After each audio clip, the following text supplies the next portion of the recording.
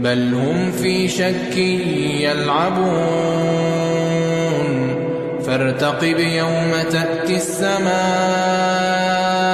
بدخان مبين يغشى الناس هذا عذاب أليم